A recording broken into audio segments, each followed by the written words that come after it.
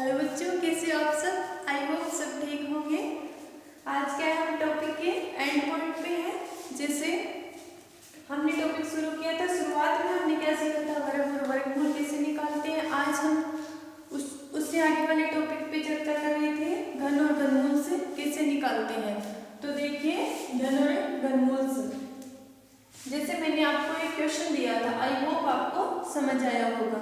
मैंने इसको क्या आसान करके भी बताया था। कैसे किया था हमने इसको, इसके साथ गुणा कीजिए, कितना है 10 से कम 10, 10 और 3 कितने होते हैं 13, कितने होते हैं बच्चों 13, 13/10 किया था हमने, इतना करके बताया था मैंने आपको। उसके बाद मैंने आपको क्या किया था, इसको क्या है ब्रैकेट से बाहर निकालना है। 3 है मतलब 3 बार लिखिए इसको, 13/10 इंटू 13/10 इंटू 13/10, ठीक है। उसके बाद मैंने आपको क्या बोला था, ये वाली संख्या वो एक बार भूल जाइए और इसको इसके साथ गुणा कीजिए, इसको इसके साथ कीजिए, इसको इसके साथ कीजिए, कितना आएगा 2197, ठीक है। आप सोचो मैडम को कैसे पता, गुणा भाग मुझे तो आते हैं, वो आपको करनी आपने किया नहीं किया वो आप जानते हो। उसके बाद 10 को इसके साथ कीजिए, फिर इसके साथ कीजिए, बताओ जरा 10 × 10, फिर 100 के साथ 10 कर कीजिए 1000, 1000।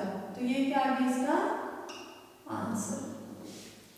अगर आपको कोई ऐसी संख्या दे दीजिए तो उसको कैसे करोगे, इसको इसके साथ गुणा करोगे और ऊपर वाले को जोड़ दोगे, ठीक है।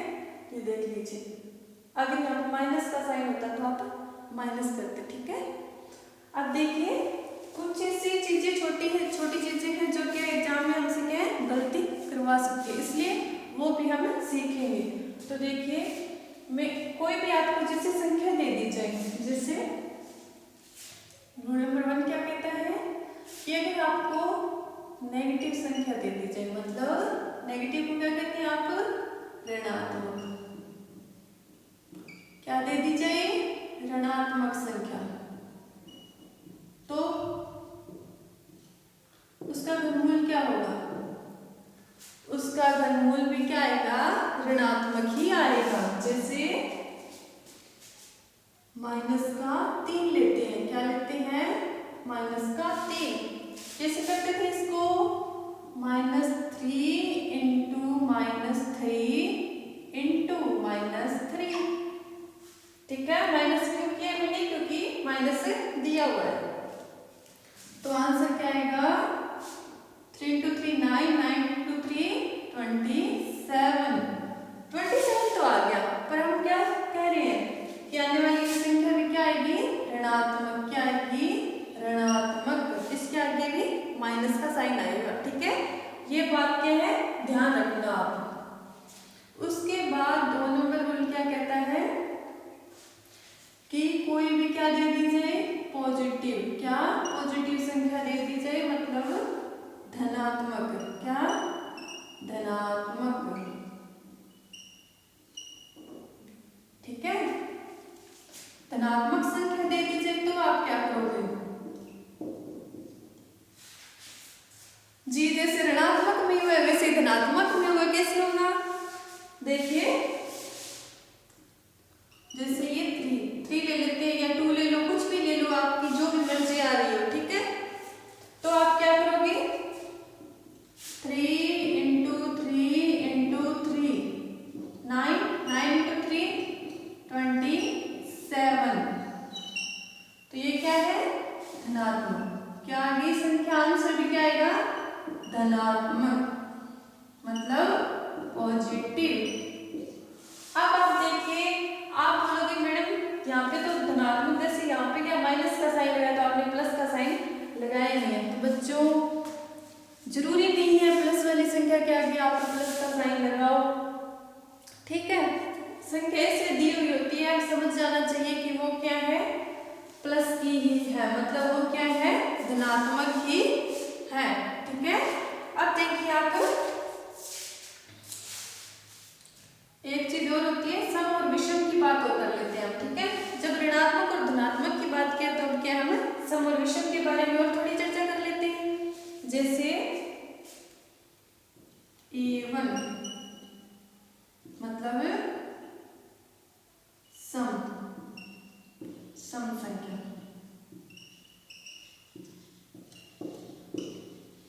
जैसे आपको कोई सम संख्या दे दी जाएगी, ठीक है, और बोला जाएगा कि बताइए कि आने वाली संख्या क्या आएगी, विषम आएगी या सम आएगी। तो आप क्या करोगे, जैसे यहाँ होगा वो यहाँ होगा, कोई संख्या सम दे दी जाएगी तो क्या होगा, आने वाली संख्या भी सम होगी। दो सम संख्या कौन सी होती है, 2, 4, 6, 8 आगे, ठीक है। तो देखिए सम संख्या लेते हैं, जैसे अपने 2 लेते हैं, कीजिए 2 गुणा 2 4, 4 दूनी 8, ये क्या है, सम। क्या है बच्चों, सम है, ठीक है। उसी तरह क्या है, हमें सम की बात कर ली, अब विषम। विषम को इंग्लिश में क्या कहते हैं, ऑड नंबर। क्या कहते हैं, ऑड नंबर। ऑड नंबर मतलब विषम संख्या।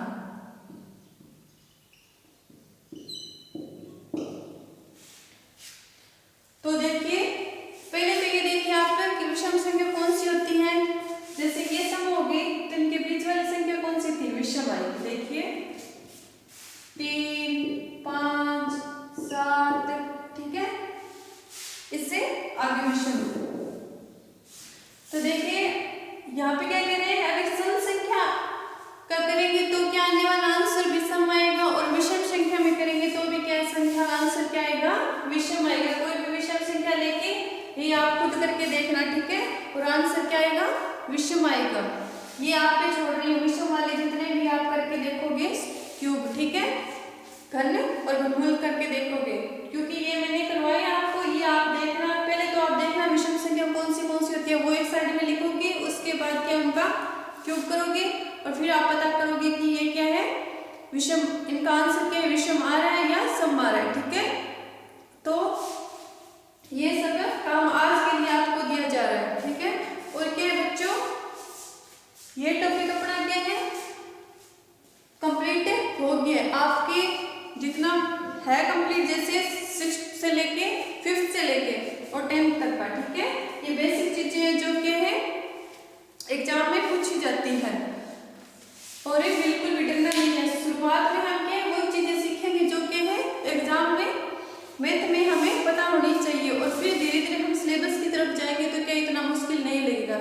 जैसे सिलेबस को अगर मैं शुरुआत में सिलेबस को उठा लेती और कह देती कि चलिए सिलेबस करते हैं, पर जब आपको ये सभी नहीं पता होता तो आप क्या है वो क्वेश्चन नहीं कर पाते। इसलिए क्या है हम शुरुआत में हम छोटी छोटी चीजें सीखेंगे। जैसे अब हम क्या है ये टॉपिक हो गया, उसके बाद हम नंबर सिस्टम देखेंगे कि धनात्मक वगैरह मैंने आपको बताया कि सम विषम क्या होती है, वो चीजें क्या हम डिटेल से समझेंगे। उसके बाद जैसे आपकी प्रश्नावली आएगी नंबर सिस्टम वाली तो क्या वहां से सोल्व हो जाएगी। उसके बाद हम सीखेंगे कि भिन्न क्या होती है, ठीक है। फिर भिन्न जितने टाइप की भिन्न होती है, जैसे मिश्र भिन्न, उसमें अंश और हर वगैरह, ठीक है, वो सब सीखेंगे।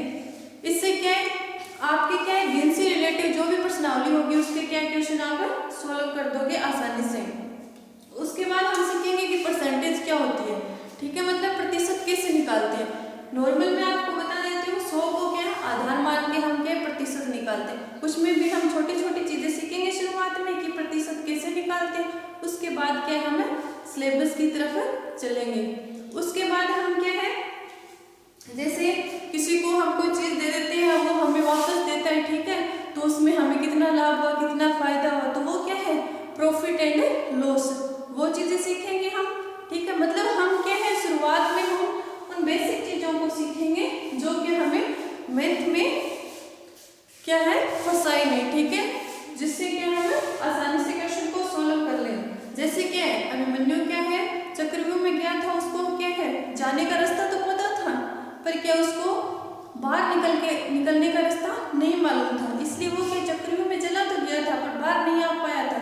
इसलिए बच्चों हम क्या है चक्रव्यूह में जाने का रास्ता भी